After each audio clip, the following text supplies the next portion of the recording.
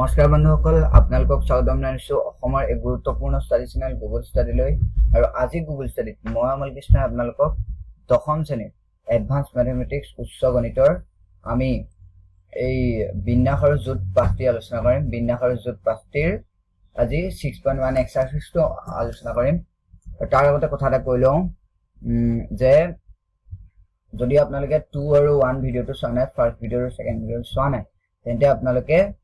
Link দিয়া আছে তলত, তেন্তে চাই ল'ব, তেতিয়াহে এই বস্তুটো বুজি পাব। মানে বলক আমি ভিডিঅ'লৈ আগবাঢ়ি যাওঁ।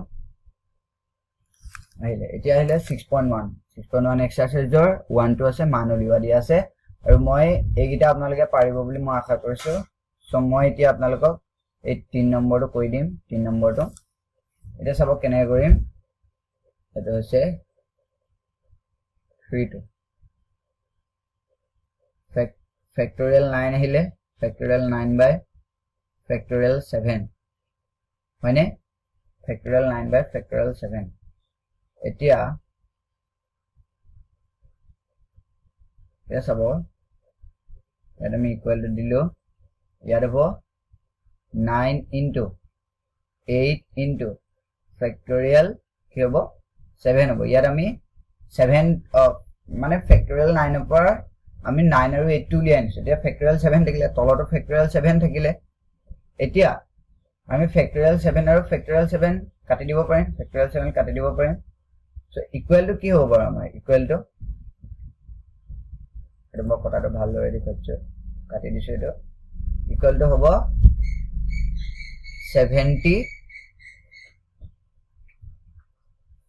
72। এতিয়া আমি এনচাৰটো কিমান পালো? এতিয়া 72। বুজি পাইছে নহয়?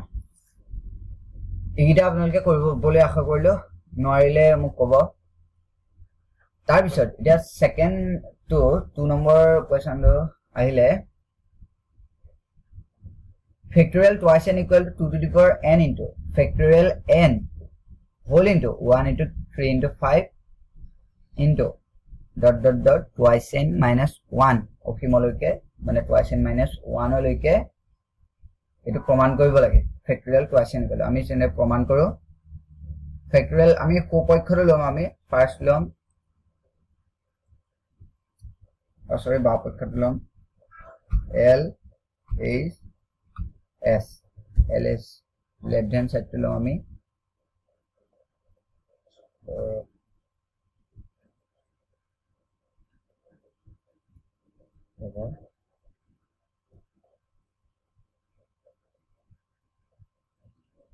ইয়াত মই LH S টো লৈছো। LHS ইকুৱেল টু কিমান পাম আমি? LHS ইকুৱেল টু কিমান পাম? হ'ব টুৱাইচ n আছে, ফেক্টৰিয়েল টুৱাইচ n আছে। Factorial twice n equal two কি পাম আমি? ফেক্টৰিয়েল টুৱাইচ n টো ভাঙি পেলাম, তেতিয়া কি হ'ব? 2 twice n into twice n minus 1 whole into twice n minus 2 এনেদৰে টুৱাইচ n মাইনাছ 3 লিখিব পাৰে। ইয়াৰ পৰা আমি লাষ্ট কি পাম? 5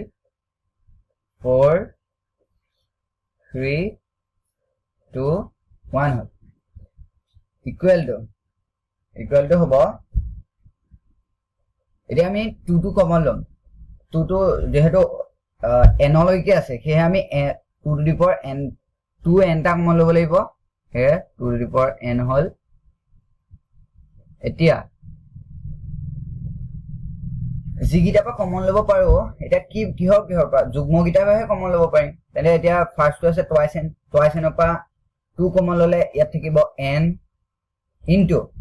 তাৰপিছত টুৱাইচ n মাইনাছ 1ৰ পৰা কমন ল'ব নোৱাৰো, টুৱাইচ n মাইনাছ 2ৰ পৰা কমন ল'ব পাৰিম। তেতিয়া কি থাকিব? n মাইনাছ 1 থাকিব। তাৰপিছত আমি এতিয়া কি পাম? ইয়াত 4 আছে, 2 ইনটু 2 কিমান হ'ল? 4। সেইকাৰণে 2 এটা কমন ল'লো আমি। 2 আছে, 2ৰ পৰা আমি 2 কমন ল'লে কিমান হ'ব? 1 থাকিব। তাৰ পিছৰটো আহিলে, এতিয়া আনকেইটাটো টুৱাইচ n মাইনাছ 1টো থাকি গ'ল, পিছফালে আমি এতিয়া টুৱাইচ n মাইনাছ 1,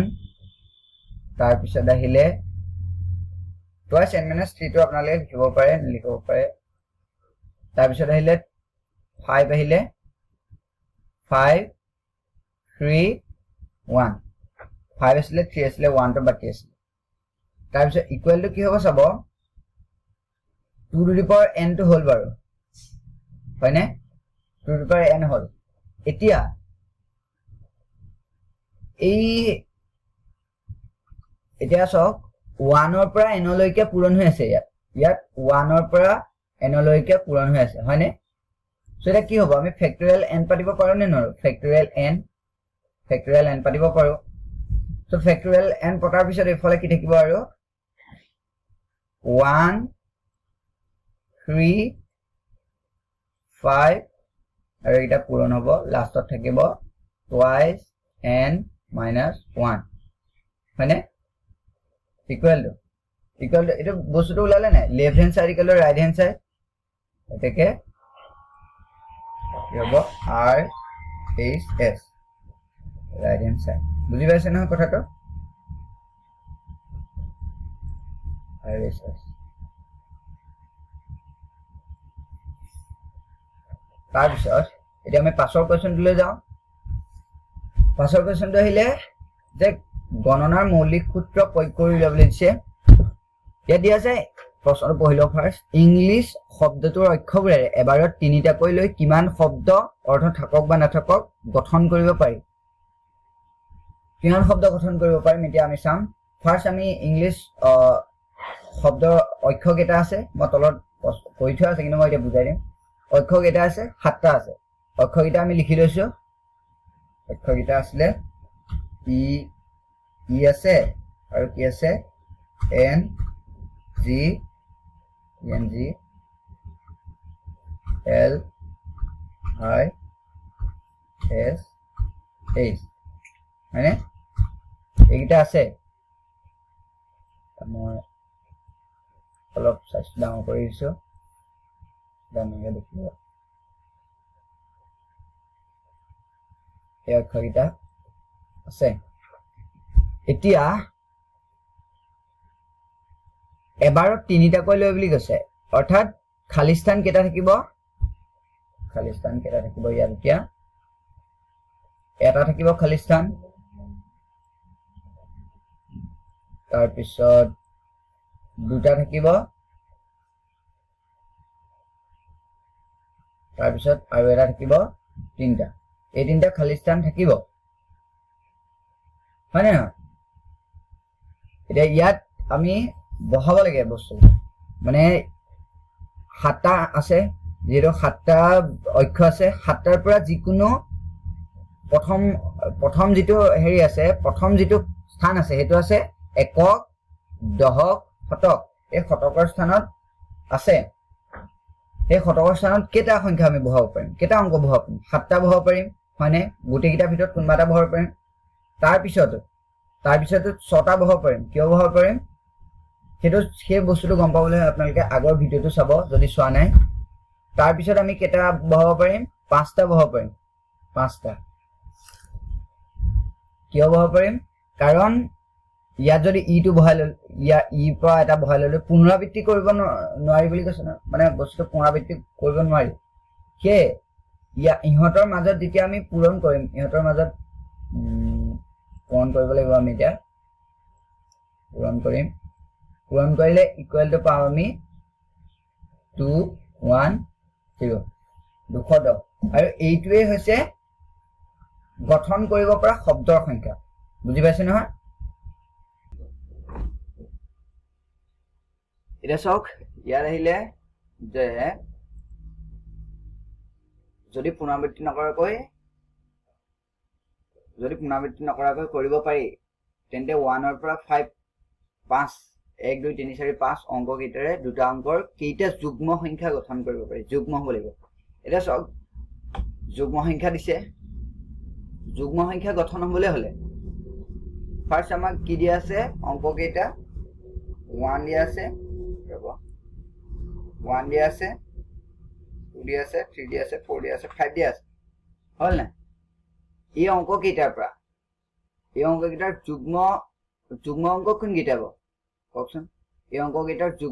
যুগ্ম অঙ্ককেইটা কোনকেইটা নিশ্চয় যুগ্ম অঙ্ক এইটো এইটো আৰু এইটো সো এহেন দুটাৰ মাজৰ পৰা যুগ্ম হবলৈ হলে কি কৰিব লাগিব যে খালি স্থান এতিয়া দুটা অঙ্ক দিছে ফার্স্ট এটা চাই লও দুটা অঙ্ক দিছে খালি স্থান কেইটা থাকিব সেইকাৰণে খালি স্থান দুটা থাকিব এটা খালি স্থান হল আৰু আমাৰ দুটা হল এই দুটা খালি স্থান দিছে ইয়াত এতিয়া এই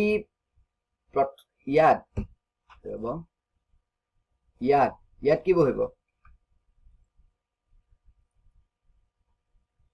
যিটো এককৰ স্থানত 4 বহিব নাইবা 4 বহিব নাইবা কি বহিব 4 বহিব নাইবা 2 বহিব এই দুটা বহিব অৰ্থাৎ এককৰ ঘৰটো আমি কিমান ধৰণে পুৰাব পাৰো দুই ধৰণে পুৰাব পাৰো আগতে পুনৰাবৃত্তি কৰিব পাৰি বুলি দিছে ইয়াত দিয়া আছে পুনৰাবৃত্তি কৰিব পাৰি তেন্তে কি হ'ব তেন্তে ইয়াত আমি পুনৰাবৃত্তি কৰিব পাৰিলে ইয়াত পাঁচটা হ'ব প্ৰথম দহকৰ ঘৰত যিকোনো সংখ্যা বহাব পাৰি বুজি পাইছে না ইয়াত পাঁচটা ইয়াত দুটা যেতিয়া ইহঁতক আমি পূৰণ কৰি দিম ইহঁতক আমি পূৰণ কৰিলে কি হ'ব ইহঁত ইকুৱেল টু কি পাম আমি ইয়াৰ উত্তৰটো কি পাম এতিয়া আমি উত্তৰটো ইয়াত পাম 10 বুজি পাইছে না কথা ইয়াৰ উত্তৰটো কিমান পাম এতিয়া আমি 10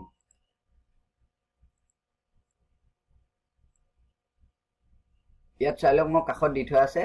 এই কাষৰ অংকটো এইটো মই দি দিম আপোনালোকে ডাউনলোড কৰিব ইয়াৰ উত্তৰটো হ'ব এতিয়া 10 এটা ইয়াৰ পিছৰ অংকটো লৈ যাওঁ ইয়াত দি আছে অংকৰ পুনৰাবৃত্তি নকৰাকৈ অৰ্থাৎ অংকৰ পুনৰাবৃত্তি কৰিব নোৱাৰি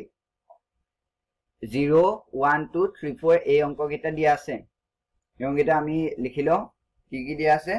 1 2 3 4 5 6 7 8 9 9 দিয়া আছে সৰি আগত 0 টো থাকি গ'ল 0 হয় না অলপ ডাঙৰ কৰি দিছো এতিয়া এই অংককেইটাৰ পৰা পুনৰাবৃত্তি নকৰাকৈ এই অংককেইটাৰ পৰা আমি পুনৰাবৃত্তি নকৰাকৈ কিমান সংখ্যা গঠন হ'ব সেইটো উলিয়াব লাগে ইয়াত পাঁচটা অংক দিছে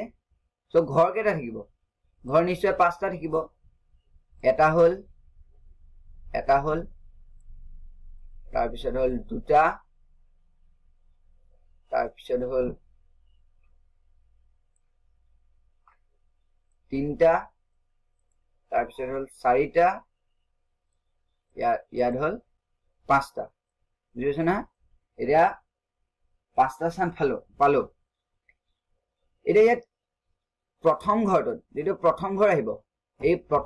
প্ৰথম স্থানটো ইয়াতটো এটো বুজাব এককৰ স্থানটো লাষ্টৰ স্থানটো বুজাব ইয়াত প্ৰথম স্থানত কেটা বহিব প্ৰথম স্থানত 0 টো নবহে 0 টো বহিব জানো 0 টো নবহে মই এটো সেভ এটাৰে দেখাই দিছো আপোনালোকক এই 0 টোৰ হ'ব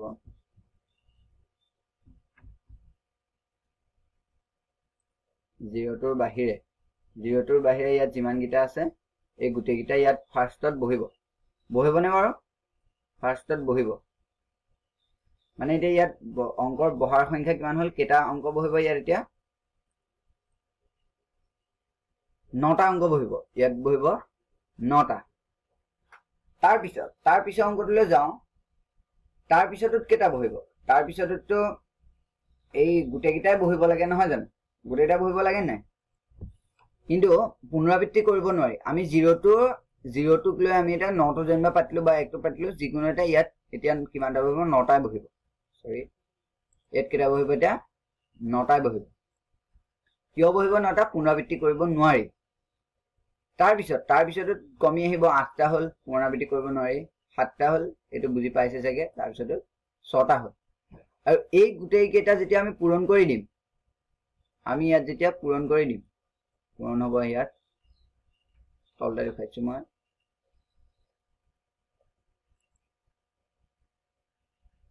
ইয়াত হ'ব ইকুৱেল টু কি হ'ব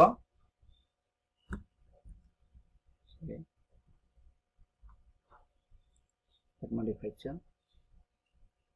9 into 9 into 8 into 7 into 6 equal to কিমান দিছে ইয়াত মই ইয়াত উত্তৰটো উলিয়াই থোৱা আছে এইটো উত্তৰটো হৈছে এইটো উত্তৰটো এইটো এতিয়া মই উত্তৰটো ইয়াত লিখিছো উত্তৰটো কিমান আছে 27,200 260 বুজি পাইছে নহয় এইটো হৈছে উত্তৰ ইমান ধৰণে গঠন কৰিব পাৰি তাৰপিছত এতিয়া 6 নম্বৰ অংকটো লৈ আহিলো 6 নম্বৰ অংকটো কি দিছে চাওক অংকৰ পুনৰাবৃত্তি নকৰাকৈ 1 3 5 7 9 এই অংককেইটাৰে চাৰিটা অংকৰ কেইটা অংক গঠন কৰিব পাৰি এটা আমি ফাৰ্স্ট অংককেইটা লিখি লৈছো অংককেইটা কি হ'ব 1 3 5 7 9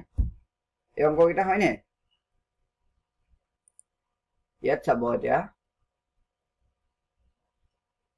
এই অংককেইটাৰ পৰা আমি এতিয়া খালী স্থান কেইটা দিছে খালী স্থান চাৰিটা আছে এটা হল হয় না এটা দুটা তাৰপিছত হল তিনটা হল তাৰপিছত চাৰিটা খালী স্থান হল এতিয়া পুনৰাবৃত্তি যেহেতু নকৰাকৈ বুলি কৈছে পুনৰাবৃত্তি নকৰাকৈ কৰিলে আমি কি হ'ব এতিয়া ফাৰ্ষ্টতে ইয়াৰ ভিতৰত কোনোবা এটা সংখ্যা বহিব ইয়াৰ ভিতৰত কোনোবা এটা বহিব নাই সো ইয়াৰ প্ৰথম স্থানটো আমি কিমান ধৰণে পুৰা পাওঁ 5 ধৰণে তাৰ পিছতো আকৌ এটা কমি যাব 4 ধৰণে পুনৰাবৃত্তি যেহেতু নহয় তাৰ পিছতো 3 ধৰণে তাৰ পিছতো আহিলে 2 ধৰণে অৰ্থাৎ ইয়াৰ ইকুৱেলটো আমি ইহঁতক যেতিয়া পূৰণ কৰিম তেতিয়া কি হ'ব 120 এনসাৰটো হ'ব 120 বুজি পাইছা না কথাটো সো এতিয়া আহিলে যে 7 নম্বৰ কোৱেশ্চনটো আমি চাম এতিয়া যে নাম্বাৰ শব্দটোৰ অক্ষবোৰ কিমান ধৰণে সজাব পাৰি হেতু উলিয়াব লাগে ফাৰ্স্ট কোৱেশ্চনটো আমি কৰিম নাম্বাৰ শব্দটোৰ কেইটা অক্ষৰ আছে 6টা অক্ষৰ আছে 6টা অক্ষৰ এতিয়া আমি 6টা খালী স্থান পাম নহয় জানো 6টা খালী স্থান পালো এই 6টা খালী স্থানৰ এতিয়া কেনেদৰে আমি বস্তুবোৰ বহাম যে ফাৰ্ষ্টতেটো 6টাই বহিব পুনৰাবৃত্তি নকৰাকৈ বুলি কৈছে তাৰ পিছত বহিব 5টা তাৰ পিছত বহিব 4টা তাৰ পিছত বহিব কেইটা বহিব এতিয়া 3টা হল সৰি 3টা হল তাৰ পিছত 2টা তাৰ পিছত এটা এনেদৰে বহিব এইকেইটা আমি যেতিয়া পূৰণ কৰি দিম তেতিয়া কিমান পাম আমি 720 পাম ইকুৱেল টু আমি পাম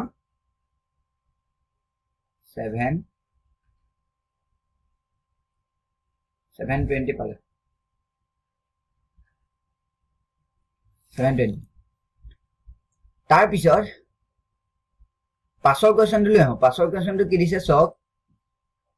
যে ইয়াৰে কিমানটা এমেৰে আৰম্ভ হ'ব আমি পাছৰ কোৱেশ্চনটো লম এতিয়া কিমানটা এমেৰে আৰম্ভ হ'ব তাৰ বাবে আমি কেইটা খালী স্থান পাম 6টাই পাম খালী স্থান সো খালী স্থানটো আমি লৈ লম বস্তুটো খালী স্থান কেইটা আঁকি লৈছো হ'ব এটা হল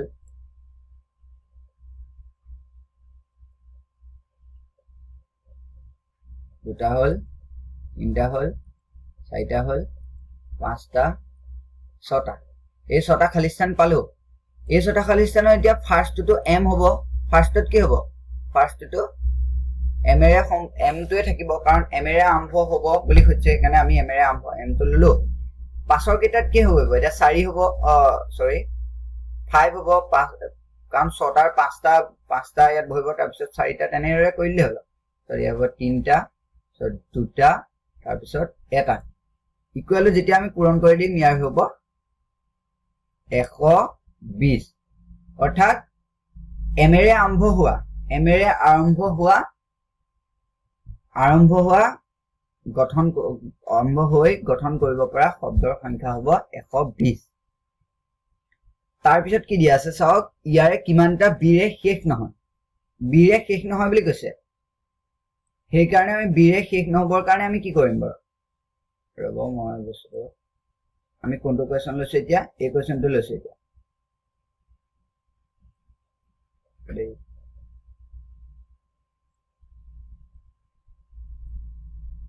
আমি কোনটো কোৱেশ্চন লৈছো এই কোৱেশ্চন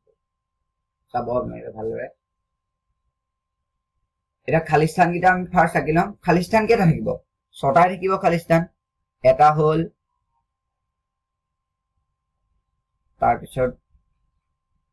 ইয়াত হ'ব দুটা তিনিটা চাৰিটা পাঁচটা ছটা খালী স্থান হ'ল এতিয়া এই ছটা খালী স্থানত ফাৰ্ষ্টতে ধৰি লওক বিৰে শেষ হোৱা বুলি ধৰি লওক বস্তু তেতিয়া উলিয়াবলৈ ভাল হ'ব বুজি পাইছে নহয় বিৰে শেষ হোৱা সংখ্যা কিমান হ'ব এতিয়া বিৰে শেষ হ'বলৈ হ'লে আমি লাষ্টটো ধৰি লৈছো বি বুলি ধৰি লৈছো বিৰে ধৰিলে তেতিয়া আমি আগৰ দৰে ইয়াত পাম ফাৰ্ষ্টতে হ'ব 5 বুজি পাইছে নাই সৰি তাৰপিছত আহিব 4 তাৰপিছত 3 তাৰপিছত 2 তাৰপিছত 1 এটা বিৰে শেষ হৈছে বুলি ধৰি লৈছো মানে তেতিয়াতো ইকুৱেল টু 120 হ'ব বস্তুটো 120 হ'ব এতিয়া বিৰে শেষ নোহোৱা বুলি কৈছে বিৰে শেষ হোৱা কিমান পালে 120 সো বিৰে শেষ নোহোৱা হ'ব মুছটো আমাৰ কিমান ওলাইছিলে মুছটো কিমান ওলাইছিলে আমাৰ এইটো মুছটো ওলাইছিলে 720 মুছটো ওলাইছিলে 720 সো এতেকে উত্তৰটো কিমান হ'ব এনসাৰটো হ'ব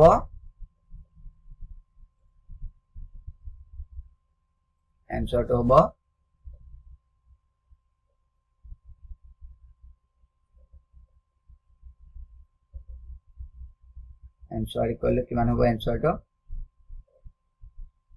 720 মাইনাস এইটো লাষ্টৰ এনসাৰটো 720 মাইনাস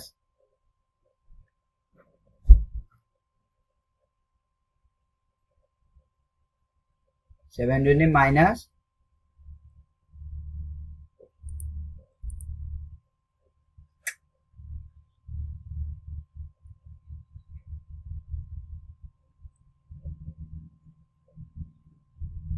क्या हमसे ऑफर हो गए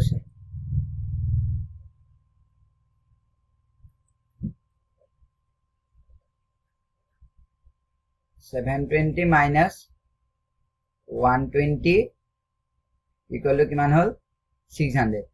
এটাকে এনসারটো কি হল 600 বুঝি পাইছে না এটা ইয়াতে 6.1 হেটো ইয়াতে শেষ হয় এক্সারসাইজটো এটা কথাটা হল যে যদি পারমুটেশন যেটো অলপ বহলকৈ পারমুটেশন সংজ্ঞাটো বিন্যাসৰ যিখিনি বস্তু আমি পিছৰ ক্লাসটো ডিসকাস কৰিম তাৰ পিছত আহিলে যে আগৰ ভিডিও কিটা চাবলৈ আপোনালোকে ডেসক্ৰিপচনৰ লিংক দিয়া আছে চাব লিংকত গৈ পেলাই দুটা ভিডিও আছে এই বিন্যাসৰ জোটৰ ওপৰত আৰু এই নোটখিনি ডাউনলোড কৰিবলৈ আপোনালোকে মোৰ ওয়েবসাইটত যাব তাৰ পিছত আৰু লিংক তলত দিয়া আছে ওয়েবসাইটৰ লিংকটো আৰু যদি আৰু ভিডিও পাবলৈ হলে তেনে সাবস্ক্ৰাইব কৰিব আৰু মোৰ ইনষ্টাগ্ৰামত ফলো কৰিব এসং মই মোৰ ওয়েবসাইটটো অলপ দেখাই দিছো আপোনালোকক ওয়েবসাইটটো অলপ দেখাই দিছো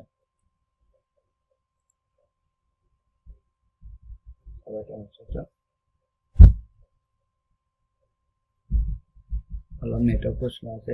এইটো আছে ওয়েবসাইটটো মোৰ এই 3 ডটস কিটাতে দেখিছে ইয়াত আহিলে আপোনালোকে ইয়াত মোক ফলো কৰিব পাৰিব ইয়াত ফলো কৰিব তাৰ পিছত সাবস্ক্ৰাইব কৰিব ইয়াত সাবস্ক্ৰাইব কৰিব পাৰিব তাৰ পিছত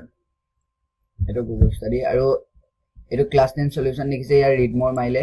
এনেকৈ আহিব ৰিড মোৰ মাইলে ইয়াত আহিব এইখিনি ক্লাছ 10 ৰ এডভান্স ম্যাথমেটিক্স মই এইখিনি দিয়া নাই এডভান্স ম্যাথমেটিক্সৰ দিটো আছে ইয়াত ক্লিক কৰিলে আপোনালোকে আনটা পেজ আহিব ইয়াত পাৰমুটেশন এন্ড কম্বিনেশন ইয়াত আহিব পাৰিব বুজি পাইছে নহয় তাৰ পৰা আপোনালোকে গলে তেন্তে আজিলৈ মানে থ্যাংক ইউ বাই বাই